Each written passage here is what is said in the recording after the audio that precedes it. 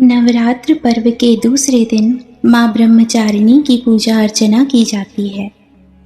साधक इस दिन अपने मन को माँ के चरणों में लगाते हैं। ब्रह्म का अर्थ है तपस्या और चारिणी यानी आचरण करने वाली। इस प्रकार ब्रह्मचारिणी का अर्थ हुआ तप का आचरण करने वाली। भगवान शंकर को पति रूप में प्राप्त करने के लिए दुर्गा जी ने घोर तपस्या की थी। इस कठिन तपस्या के कारण इस देवी को तपश्चारिणी अर्थात ब्रह्मचारिणी नाम से अभिहित किया। माँ दुर्गा का यह स्वरूप भक्तों और सिद्धों को अनंत फल देने वाला है। इनकी उपासना से तप, त्याग, वैराग्य, सदाचार और संयम की वृद्धि होती है। देवी का यह स्वरूप पूर्ण ज्योतिर्मय और अत्यंत भव्य है। इस देवी के दाएं हाथ में जप की माला है और बाएं हाथ में यह कमंडल धारण किए हैं। पूर्व जन्म में इस देवी ने हिमालय के घर पुत्री रूप में जन्म लिया था और नारद जी के उपदेश से भगवान शंकर को पति रूप में प्राप्त करने के लिए घोर तपस्या की थी। इस कठिन तपस्या के कारण इन्हें तपश्चारिणी तथा ब्रह्मचारिणी नाम से अभिहित किया गया।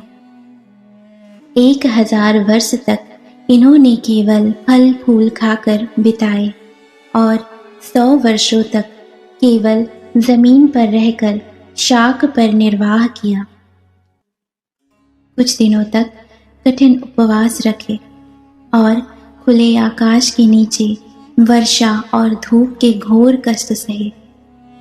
3000 वर्षों तक टूटे हुए बिल्व पत्र खाए और भगवान शंकर की आराधना करती रही। इसके बाद तो उन्होंने सूखे बिल्व पत्र खाना भी छोड़ दिए।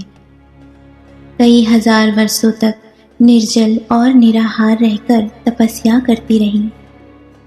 पत्तों को खाना छोड़ देने के कारण इनका नाम अपर्णा पड़ गया। कठिन तपस्या के कारण देवी का शरीर एकदम क्षीण हो गया।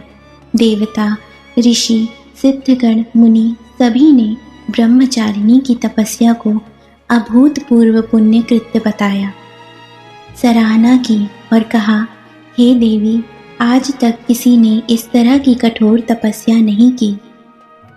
यह तुम्ही से ही संभव थी। तुम्हारी मनोकामना परिपूर्ण होगी और भगवान चंद्रमौली शिव जी तुम्हें पति रूप में प्राप्त होंगे। अब तपस्या छोड़कर घर लौट जाओ। जल्द ही तुम्हारे पिता तुम्हें बुलाने आ रहे हैं। इस देवी की कथा का सार यह है कि जीवन के कठिन संघर्षों में भी मन विचलित नहीं होना चाहिए।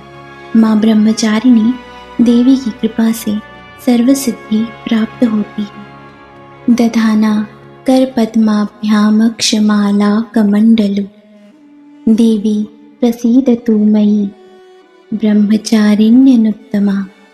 बोलिए माता ब्रह्मचारिणी की जय।